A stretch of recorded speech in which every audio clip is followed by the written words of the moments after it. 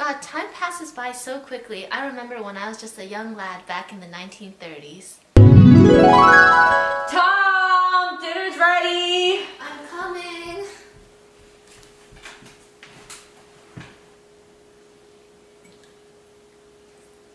Tom, eat slowly. Give your salivary glands a chance to work. Chew your food. And with your mouth. You have food all around your mouth. God, Mom, I can't even enjoy my meal with your constant nagging. God, Mom. Excuse me, you're not excused from the table. I'm gonna get dessert. No.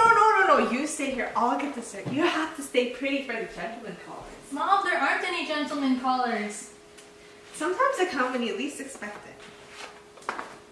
What? I remember one Sunday. Why, I remember when I was a girl. Oh, here we go again. When I was a young warthog.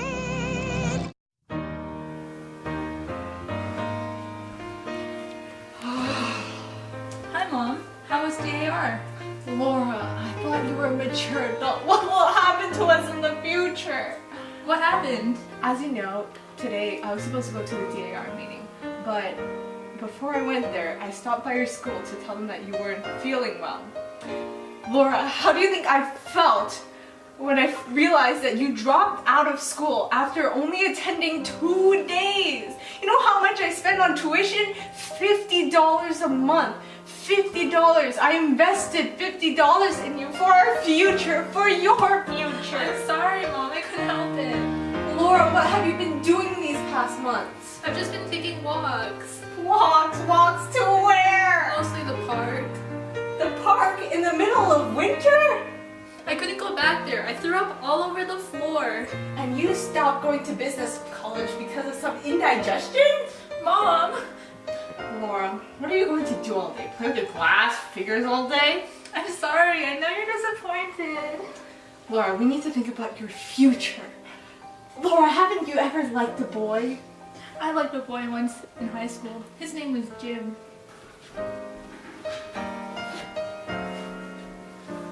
Look, here he was in the school play. He used to call me Blue Roses. And why would he call you a name like that? Back when I caught pleurosis, he thought I said Blue Roses. It said in the yearbook that he was engaged 6 years ago. He's probably married by now. You'll end up with a nice businessman too one day. But Mother, I'm crippled. You're not crippled. Don't call yourself that. Anyways, what you have as a disadvantage, you can make up with personality and charm. Look, your father had plenty of charm. After the whole fiasco at the business college, Mother became more determined than ever to find a suitable gentleman caller for Laura. God, what in Christ's name am Don't I? you dare use that expression in front of me. Did you know that in this house there's nothing that I can call my own? Everything here is yours. Do you know who's the one paying rent around here? It's me, not you. Don't be so selfish, Tom. You think I'm selfish? You know who's the one who's busting their butt out here to make $65 at the warehouse every month? You know what? I'm out of here. If I was really selfish, then I'd be where he is. I'd be gone. Tom, come back here. Tom, come back. Tom, where are you going? I'm going to the movies. I don't believe that lie. No one in their right mind goes to the movies day after day. Okay, you know what? I'll tell you the truth. I'm going to the opium dens. My secret alliance is Killer Wingfield. In the day, I'm an honest factory worker, but at night, I'm actually an opium dealer. Okay, I'm gonna go get my opium friends. They're gonna come dynamite this place, and you can go fly off on your broomsticks with your 17 gentlemen callers, you ugly old witch.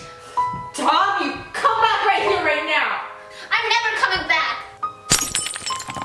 Tom, come back here right now, or else I won't ever talk to you again. My glass.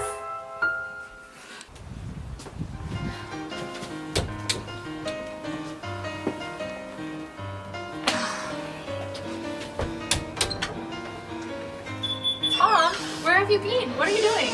I was just at the movies, and I also wanted to see a magician show. Did you have to stay through everything? Malvolio the magician was amazing. First he turned water into wine, and then he turned water into whiskey. I know that it was whiskey because he needed someone from the audience to help him. And look, he gave me this magic scarf. Here, you can have it. If you just wave it over a cage of canaries, it'll disappear. And you know the most amazing trick he showed us was that he escaped through a coffin full of nails with it. I feel like that could come in handy for me sometime. Tom, shh. What are you shushing me for? You're gonna wake Mother. I mean, that's fine. It's just payback for all the times she's woken me up with her rise and shines. But who can get out of a locked coffin without removing a single nail?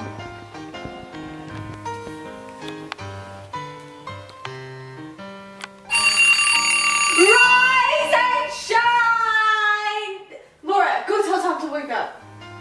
I'll rise, but I won't shine. Tell Tom his coffee is ready. Mom, it's nearly 7. Don't keep Mom waiting. Apologize to her. She's the one that won't talk to me. If you just apologize, she'll start speaking again. Well, like, what's so bad if she doesn't speak anyways? Please, Tom, come on. Laura! Are you going to do what I asked you to do, or do I have to do it myself? Hi, Mom. Remember to get butter. Yes, I know. Butter and what else? Just butter. Tell him to charge it. They always glare at me when I say that. Sticks and stones may break our bones, but the expression on their face won't harm us. And tell your brother his coffee is getting cold. Tom, remember what I said? Laura, just go. Laura! I'm okay. I slipped, but I'm fine. If anyone breaks a leg on those stairs, the landlord should be sued. Seriously.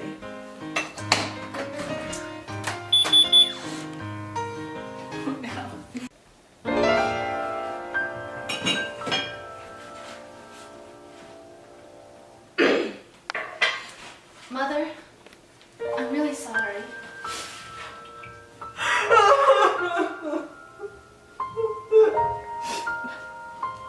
My devotion has made me a witch, and my children hate me. That's not true, Mother. All these years, I've been battling by myself, and it's been so hard. And you're my right hand bower, and you don't fall, okay? You know that we're trying. Tom, promise me one thing. Of course, Mother. You will never be a drunkard. I'll never be a drunkard. Okay, good. Your sister Laura, she thought that you wanted to escape the apartment. That's not true. What would make her think that? She says that you go to the movies every day to escape us. That's not true, right? No, of course not. But Tom, what are you doing at the movies every night? It's just that the movies there's just so much more adventure. At work, I never experienced any kind of adventure. But Tom, you should be looking for more superior things, like finding your sister Laura a husband. Oh my gosh, Mom. But you will, right? You will talk to your friends? Yes, fine. Thanks, Tom. What are you looking at? The moon. Did you make a wish? I'm not telling you what it was. Fine then, I'm not going to tell you what my wish was either. I'm going to keep it a secret. Actually, I'll tell you. I wished for the happiness and success of my 2 children. Of course. You know, I thought you'd wish for a gentleman caller. We're gonna have one, you know? When? Is it soon? Yeah, I invited him over for dinner tomorrow. Tomorrow? That gives us no time. Clothes, food, preparation. We need to change the curtains. We need to wash all the windows. Oh my goodness, Tom, you have to tell me these things. But you don't really have to prepare that much, do you? We have to. Tom, this is our first gentleman caller for Laura. This is so exciting. Oh, I didn't tell him about Laura, though. He just thinks he's coming over for dinner. Oh, you're so sneaky and so smart. But when he comes, he's going to see Laura, and he's going to fall in love with Laura, and it's going to be perfect. But you shouldn't expect too much from Laura, though. You know how she is. What do you mean? She's crippled. No. She's not crippled. No, do not say that in our house. No. She's completely normal. And she's going to have so many gentleman callers, and she's going to live happily ever after again with her husband. Of course. The thing is that Laura's she's kind of peculiar. She's different from the other girls. What do you mean? She lives in a world of her own, a world of little glass ornaments. Tom, where are you going? To the movies. To the movies again? Yeah. Ugh, why every night to the movies? Laura, come here. Yes? Make a wish. What should I wish for? For happiness, good fortune. And so the next evening, I brought Jim over to dinner. He'd always had that good-natured charm and vitality. He seemed to have everything in high school. He was president of the student council, on the glee club, part of the soccer team. But 6 years after graduation, it feels like his luck had slowed down. Now he doesn't hold much better of a job than mine. I didn't really know whether or not Jim and Laura had known each other in high school. After all, Laura was extremely shy. Oh, we have to get you all pretty. Mother, what's the fuss? Jim O'Connor's coming over. Jim O'Connor, not the one that I knew in high school, right? And it doesn't matter if it is the same thing. No, Mom, if it's him, I'm not coming to dinner. No, I you're can't. coming. I can't. He's here, go open the door. Laura, the door. I can't, Mom. I'm sick. I'm sick too. I'm sick of your nonsense. Laura Wingfield, you go open that door right now. Okay.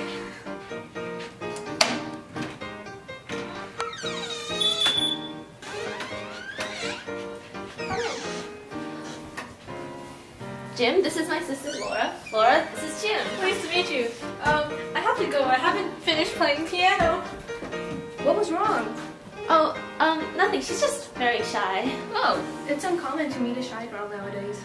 Yeah, I guess. You know, the two of us don't really belong in the warehouse business. We're more of the executive types. We could be great businessmen. Tom, is that you and Mr. O'Connor? Oh, yeah? Okay, you guys just make yourselves comfortable. Oh, of course. Tom, Yes? Mr. Mendoza was just telling me about how if you don't wake up, you're going to be out of a job. What is he talking about? I am waking up. There's no sign of it. All the signs are on the inside. I'm going for a future without the night school, without the warehouse, and without Mr. Mendoza. What the hell are you talking about? I'm sick of the movies. Movies? The movies and all the Hollywood glamour, they make people watch movies instead of actually moving. I'm tired of this place. I'm getting out. Getting out? When? Where? What about your mom? I'm just like my father. I'm not gonna tell her. Dinner's ready. Wait, here she comes now. Okay, we're coming. Honey, go ask your sister if she's ready for dinner. Okay. Did you know that my daughter is not only pretty and graceful, but she's also domestically skilled, so she would be the perfect wife. Laura says dinner's ready. But where's Laura? She said she wasn't feeling well, so she's gonna skip on dinner. Laura, are you feeling alright? No, I'm feeling a little bit sick. Oh, I think I'm gonna lie down. Tom, go help Laura. Oh, Laura. Lie on the sofa. Tom, come help me with the dishes. Let me give you a hand. Oh, no, you will not. I ought to be good for something. Good for something? Why, Mr. O'Connor? I haven't been this entertained in years. Aw, now, Mrs. Winfield. Okay, here now. Bring this to Laura. She's all alone over there. Give her some cookies.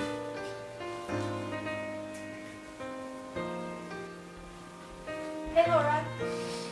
Hi, Jim. How are you feeling? Better? Yes, I'm feeling okay. I brought you some wine. Drink it, but don't get drunk. Thanks. So do you still sing, Jim? Sing, me? Yeah, I remember you had a beautiful voice in high school. I remember I got started calling you a name. What was it again? It was Blue Roses. How did I get started calling you that? Because I had pleurosis and you thought I said Blue Roses. I hope you didn't mind. No, I kind of liked it. I didn't have many friends, you see. Oh, I remember you were kind of by yourself all the time. Yeah, I had to wear a leg brace and it clunked around all the time. Really? I never even noticed. It was so loud and I had to walk in front of everybody in the classroom. I guess you're the shy type of girl then? So what have you been doing since high school? I've been collecting my glass. I'm not sure what you mean. What kind of glass? I call it my glass menagerie. A bunch of little glass animals. What is that one supposed to be? It's a unicorn. Oh, because of the horn. Yes, see? He's unique. He's not like the other horses. Although he gets along just fine with the other ones on the show. How do you know they get along? I can't hear them arguing, so they must get along. No arguments, huh? Mm-hmm. Would you like to hold him? No, I'm really clumsy with these things. Okay. Oh my god, it's beautiful!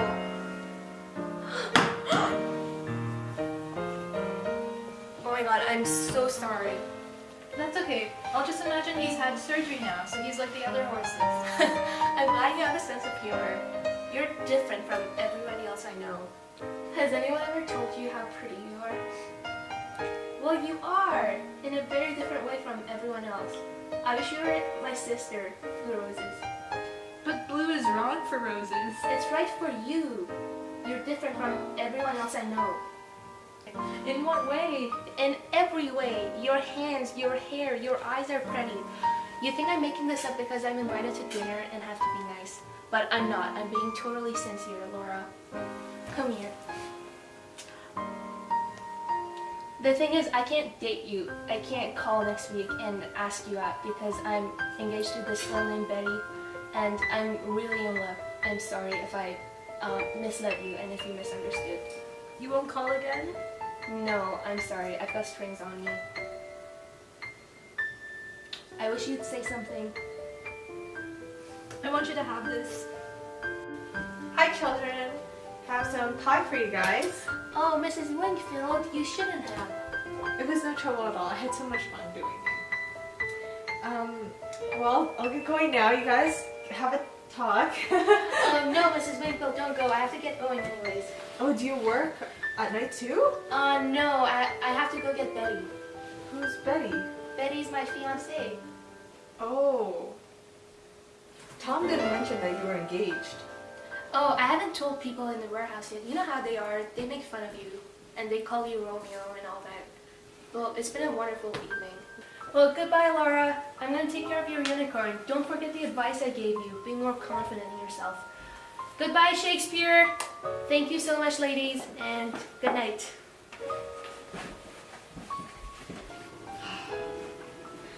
Well, things always turn out so badly. Our own gentleman caller was engaged to another woman. Tom! What? Did the gentleman caller leave already? What a funny joke. You didn't tell me that Jim was engaged. What? Jim's engaged? Didn't you call him your best friend at the warehouse? How did you not know that he was engaged? We don't talk about this kind of thing at the warehouse. The warehouse is where I meet people, not talk about them. I'm gonna go to the movies. The movies again? I don't believe you're going to the movies.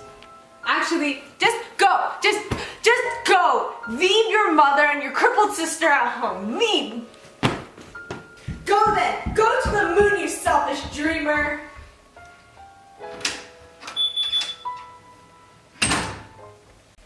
I didn't go to the moon. I went much further, for time is the longest distance between two places. Not long after that, I was fired for writing a poem on the lid of a shoebox. I left the town. I descended the steps of this fire escape for a last time and followed in my father's footsteps. I traveled a lot. I would have stopped, but I was pursued by something. Perhaps I am walking along a street at night in some strange city before I have found any friends. I pass the lighted window of a perfume shop. The window is filled with pieces of colored glass, like bits of a shattered rainbow.